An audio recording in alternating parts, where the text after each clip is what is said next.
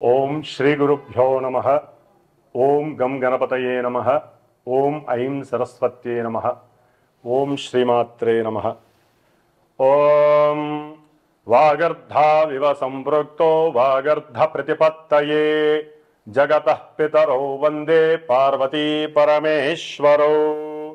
ओम चतुर्भुजे चंद्रकलावतंसे कुचोन्नते कुंकुमरागशोणे पुण्ड्रेक्षुपाशाङ्कुशपुष्पबाणहस्ते नमस्ते जगदेकमातः श्रीवाग्देव्यै नमः। ओम पार्वती परमेश्वराभ्यां नमः। ओम भास्कराय विद्महे महज्योतिकराय धीमहि तन्नो आदित्यः प्रचोदयात्। నిత్యము కూడా సనాతన ధర్మాన్ని ఆచరిస్తూ ఈ యొక్క భరతఖండంలో జన్మించినటువంటి సమస్త మానవులంతా కూడా ఈ యొక్క ఛానల్స్ ద్వారా అంటే భక్తిని ప్రేరేపించేటటువంటి మన యొక్క శాస్త్రధర్మంలో ఉన్నటువంటి నవగ్రహ జ్యోతిష్యాన్ని మరి అత్యంత తెలివిగా ప్రదర్శిస్తున్నటువంటి ఈ యొక్క ఛానల్స్ ద్వారా ఎన్నో కోట్ల మంది ఖండాంతరాల్లో ఉండి కూడా ఈ యొక్క జ్యోతిష్య పరిజ్ఞానాన్ని వింటూ ఆస్వాదిస్తూ వారికి కలిగేటటువంటి ఇబ్బందికరమైనటువంటి పరిస్థితుల్ని ముందుగా తెలుసుకొని వాటిల్ని చక్కబెట్టుకొని, ఎందుకంటే ఈ యొక్క గ్రహాలు మొత్తం కూడా మన యొక్క మనసు మీద ప్రభావితం చేస్తాయి కాబట్టి వాటి యొక్క చారలు ఏ విధంగా భ్రమిస్తున్నాయి ఈ అంతరిక్షంలో అనేది ముందే తెలుసుకొని చక్కగా వాటికి సంబంధించినటువంటి కొన్ని పరిహారాలని కూడా వారు అనుభవిస్తూ చేసుకుంటూ ఎంతో సుఖమయమైనటువంటి జీవితాన్ని అనుభవిస్తున్నారు. కాబట్టి ఇప్పుడు ముఖ్యంగా మనకి ఈ సంవత్సరం మార్చి 30వ తేదీ 2025వ సంవత్సరమున ఉగాది అనగా యుగాది అంటే క్రోధినామ సంవత్సరాన్ని వదిలివేసి తరువాత వచ్చేటటువంటి శ్రీ విశ్వావసు నామ సంవత్సరం. మరి ఈ సంవత్సరంలో ద్వాదశ రాశుల వారికి ఏ విధమైనటువంటి ఫలితాలు ఉంటాయి? ముఖ్యంగా ఈ విశ్వావసు నామ సంవత్సరానికి అధిష్టాన దేవుడు వైశ్వానరుడు అనేటటువంటి అగ్ని భగవానుడు. అంటే మనకి అగ్ని ద్వారా ఈ భూలోకంలో సమస్త మానవాళికి మంచి చెడు రెండింటికి ఉపయోగించేది అగ్నిదేవుడు. ఆ అగ్ని కిరణాల వలన మనకి ఎన్నో రకాలైనటువంటి చక్కగా ఉపయోగాలు ఉన్నాయి, ఇబ్బందులు ఉన్నాయి.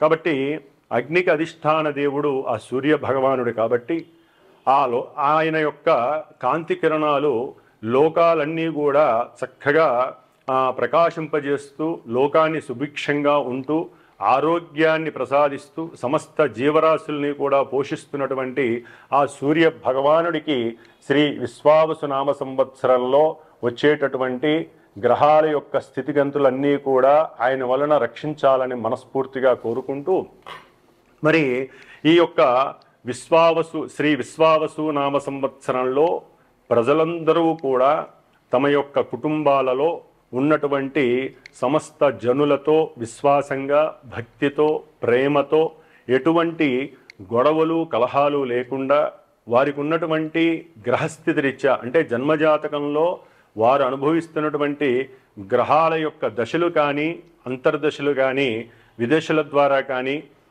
అవి ఇప్పుడు గోచారంలో గ్రహాలు పరిభ్రమిస్తున్నటువంటి నక్షత్ర అనుసారంగా అవి తమ యొక్క ప్రభావాన్ని చూపుతాయి. కాబట్టి అవి ఏ విధంగా ప్రభావితం చూపిస్తాయో ముందుగా తెలుసుకొని దాని ద్వారా అందరూ కూడా సుభిక్షంగా చక్కగా ఉండాలనే ఉద్దేశంతో మరి ఉగాది నామ సంవత్సరంలో ముఖ్యంగా మనకి పంచాంగ శ్రవణం అని ఉంటుంది. మరి ఈ పంచాంగ శ్రవణం ద్వారా అందరూ కూడా ప్రతినిత్యము పంచాంగాన్ని చూడటం అలవాటు చేసుకోవాలి. ఎందుకంటే పంచాంగము అంటే పంచభూతాల చేతిలో వాటి యొక్క అధీనంలో ఉండేటటువంటి మన యొక్క పంచేంద్రియాలను చక్కగా వృద్ధి చేసి అంటే బుద్ధిని జ్ఞానాన్ని వృద్ధి చేసే విధంగా ఈ పంచాంగం మనకి తోడ్పడుతుంది. నిత్యము మానవాళికి ఉపయోగపడేటటువంటి ఎన్నో రకాలైనటువంటి శుభ ప్రయాణాలు కావచ్చు, శుభ కార్యాలను కావచ్చు, ఈ తిథి వార నక్షత్ర యోగ కరణాల ద్వారా తెలుసుకోవటం అనేటటువంటిది చాలా ముఖ్యమైనటువంటి విధి విశేషం. మరి ఈ యొక్క పంచాంగం ద్వారా మానవాళికి తిథేశ్చ శ్రియమాప్నోతి అనగా తిథిని తెలుసుకోవటం ద్వారా చక్కగా లక్ష్మీ అనుగ్రహం కలుగుతుంది. అట్లాగే వారాత్ ఆయుష్వర్ధనం, ఈరోజు ఏ వారము అని తెలుసుకోవడం ద్వారా ఆయువు పెరుగుతుంది అని అర్థము. అట్లాగే నక్షత్రాత్ హరతే పాపం, నక్షత్రాన్ని ఈ తెలుసుకోవటం ద్వారా మనం చేసుకున్నటువంటి ఇంతకు ముందు రోజు వరకు ఉన్నటువంటి పాపాలన్నీ కూడా హరించేటటువంటి పరిస్థితి నక్షత్రం ద్వారా తెలుస్తుంది. యోగాత్ రోగనాశనం, అంటే యోగాలు మనకి 27 యోగాలు ఉంటాయి. నక్షత్రాలు 27 ఎట్లాగో యోగాలు కూడా 27 ఉంటాయి. నక్షత్రానికి యోగానికి లింక్ అయి ఉంటుంది కాబట్టి ఆ యోగం ద్వారా మనలో ఉన్నటువంటి సమస్త రోగాలు కూడా పటాపంచలైపోయి సంపూర్ణ ఆరోగ్యవంతులం అవుతాము. అట్లాగే చివరిగా మరి కరణాత్ కార్యసిద్ధిస్తూ, మనకి మొత్తం మీద 11 కరణాలు ఉంటాయి. మరి ఈ కరణాలను తెలుసుకోవడం ద్వారా ఈరోజు ఏ కరణం మంచిదా చెడుదా అని తెలుసుకోవడం ద్వారా సమస్త కార్యాలు ఆ రోజున ఫలప్రాప్తి ఫలసిద్ధి కలుగుతుంది. ఈ విధంగా పంచాంగ శ్రవణం వినడం ద్వారా, ఒకప్పుడు ఉగాది రోజున చెప్పేటటువంటి పంచాంగ శ్రవణం అంటే రాసులే కాదు, ఈ యొక్క ఉగాది రోజున పంచాంగ శ్రవణం ద్వారా మరి ఈ సంవత్సరంలో ఏ విధంగా వర్షాలు పడతాయి, అట్లాగే మనదంతా కూడా సస్యశ్యామలమైనటువంటి పంట పొలాలు, అట్లాగే వ్యవసాయ ఆధారిత భూప్రదేశంలో మనం ఉన్నాం కాబట్టి వ్యవసాయం ఏ విధంగా ఉంటుంది ఇవన్నీ కూడా చక్కగా తెలియజేసేవాళ్ళు రాజాది నవనాయకులు. అంటే మనకి ఈ సంవత్సరం అంతా కూడా ఎవరు రాజు, ఎవరు మంత్రి, ఎవరు సైన్యాధిపతి, అర్ఘ్యాధిపతి ఇవన్నీ కూడా తెలియజేసేటటువంటి రోజు. మరి ఈ విశ్వావసు నామ సంవత్సరంలో ముఖ్యంగా ఆదివారం అవటం ద్వారా, ఆదివారానికి గ్రహరాజైనటువంటి రవి రాజు కాబట్టి రాజుగా ఆయనకే పోర్ట్ఫోలియో వచ్చింది. రాజుగారికి ఈసారి 4 రకాలైనటువంటి పోర్ట్ఫోలియోస్ ఇచ్చి ఉన్నారు ఆ అంతరిక్షం. అది ముఖ్యంగా రాజుగారు ఆయనే, సైన్యాధిపతి మరి దేశాలని ప్రపంచాలని కాపాడేటటువంటి ఆ ఆధిపత్యం కూడా రాజుగారైనటువంటి రవికే ఇచ్చారు.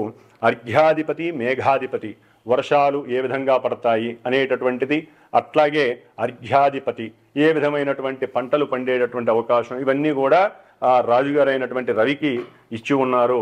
అట్లాగే మంత్రిగా సౌమ్యుడైనటువంటి ఎటువంటి దోషము లేనటువంటి చంద్రుడికి ఇచ్చి ఉన్నారు కాబట్టి చాలా వరకు చక్కటి సలహాల ద్వారా రాజుగారు పరిపాలించేటటువంటి పరిస్థితి కలుగుతుంది. ముఖ్యంగా రసాధిపతి శనియే ఉన్నాడు, సస్యాధిపతి గురుడే ఉన్నాడు, నీరసాధిపతి బుధుడు, అట్లాగే ధాన్యాధిపతి కుజుడే ఉన్నాడు కాబట్టి ఎర్రని పంట పొలాల ద్వారా మనకి చక్కటి ధాన్యాలు లభిస్తాయి. కాకపోతే రాజుగారు కొన్నిటికి ఉండటం వలన కొన్ని రేట్లు పెరిగేటటువంటి ధరలు పెరిగే అవకాశాలు కూడా ఉంటాయి. ఈ విధంగా మరి ఈ విశ్వావసునామ సంవత్సరంలో మనకి ఎన్నో విధాలుగా ఉపయోగాలు ఉన్నాయి, ఇబ్బందులు ఉన్నాయి. మరి ముఖ్యంగా ఈ విశ్వావసునామ సంవత్సరంలో 12 రాసుల వారందరికీ కూడా ముఖ్యంగా 4 గ్రహాల చేత పరిపాలింపబడుతూ ఉంటారు. ఎందుకంటే వీటిల్ని ఔటర్ ప్లానెట్స్ అంటారు.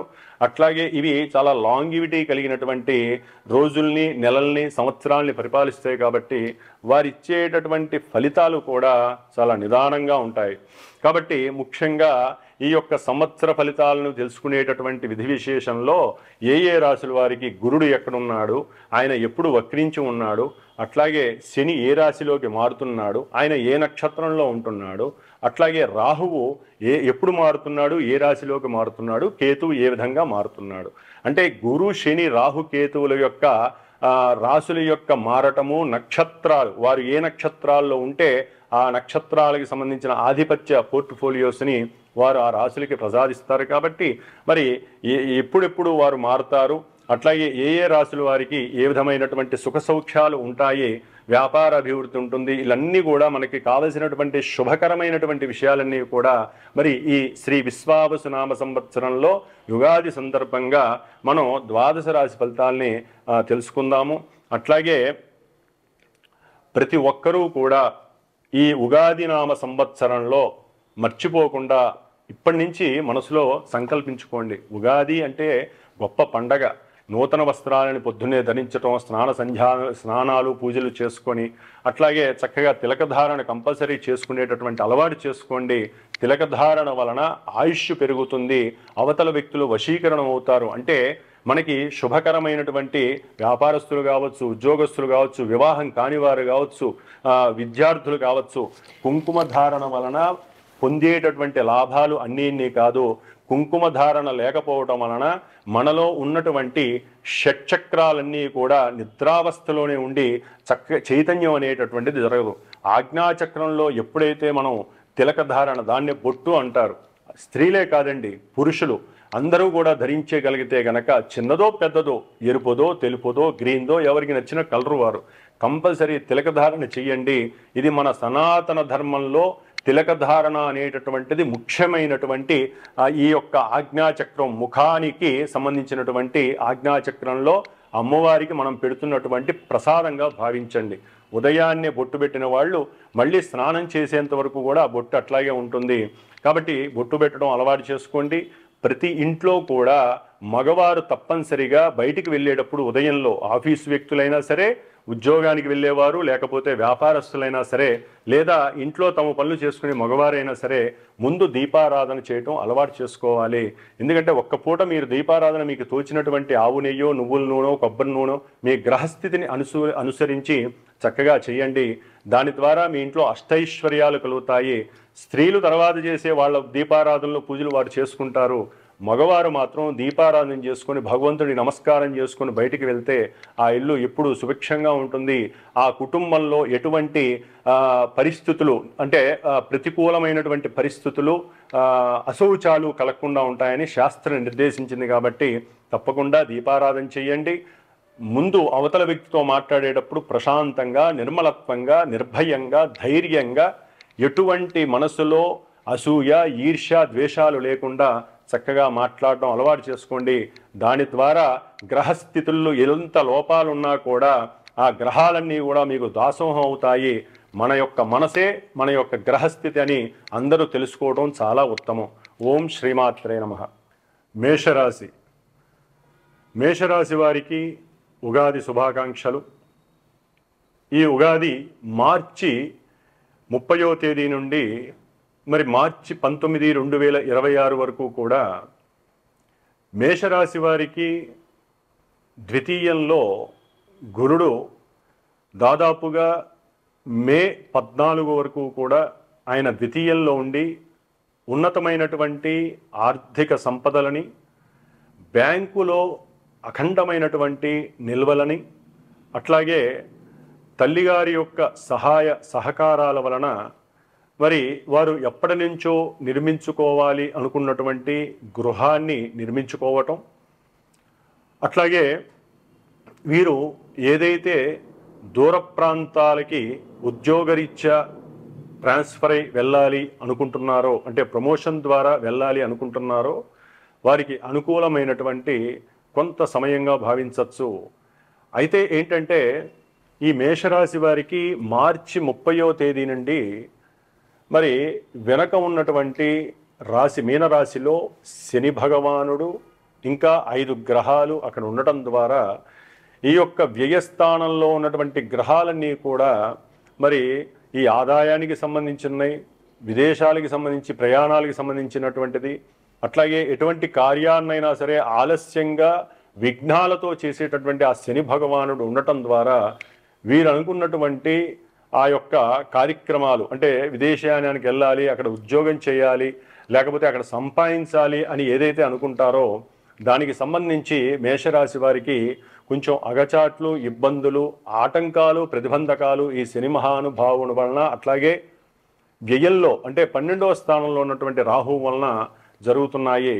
ముఖ్యంగా ద్వితీయంలో ఉన్నటువంటి గురుడు 6వ స్థానాన్ని వీక్షించటం, 6వ స్థానంలో ఉన్నటువంటి కేతువు, ఈ ఇరువురి యొక్క సాంగత్యం వలన ఉద్యోగంలో ప్రమోషను, ఆర్థిక లాభము వీరికి కంపల్సరీ పెరగాల్సినటువంటి అవసరం ఉన్నప్పటికీ మరి శని భగవానుడు మేషరాశి వారికి ఏలినాటి శనిగా ప్రారంభం కావటం ద్వారా కర్మ ఫలితాలని కొంత ఆలస్యంగా ఇచ్చేటటువంటి పరిస్థితులు కనిపిస్తున్నాయి.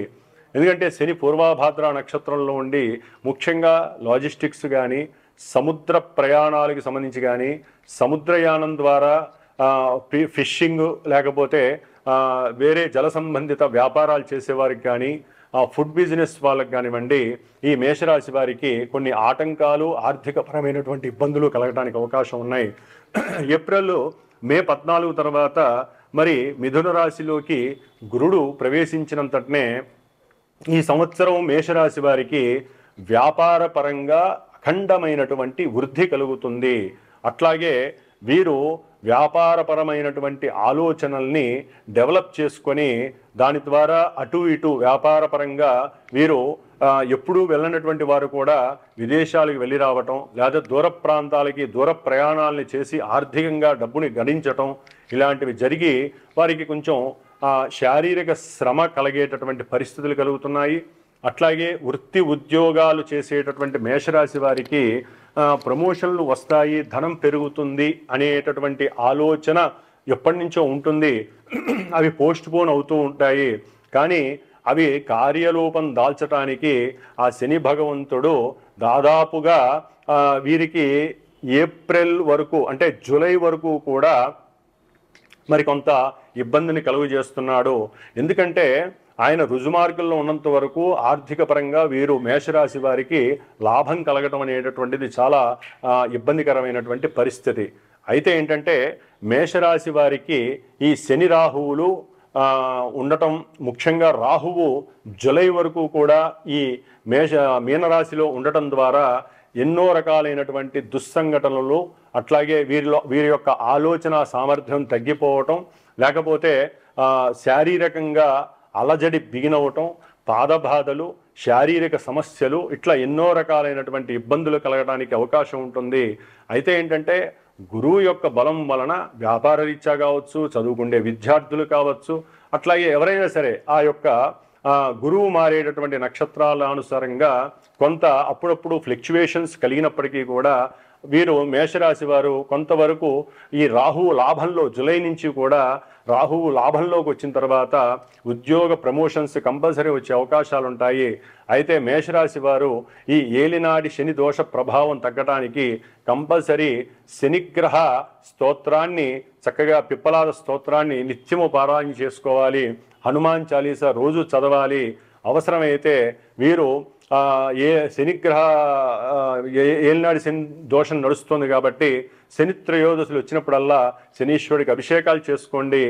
ఒక్కసారైనా సంవత్సరానికి శనిగ్రహ పాశుపత రుద్రహోమాన్ని చేసుకోవటం ద్వారా లేదా రుద్రాభిషేకాలు చేసుకోవటం ద్వారా వీరు ఆర్థికంగా కొంతవరకు స్టాండర్డ్ అయ్యే అవకాశాలు ఉంటాయి. అనుకున్న పనుల్లో ముందుకెళ్ళేటటువంటి పరిస్థితులు కనిపిస్తాయి.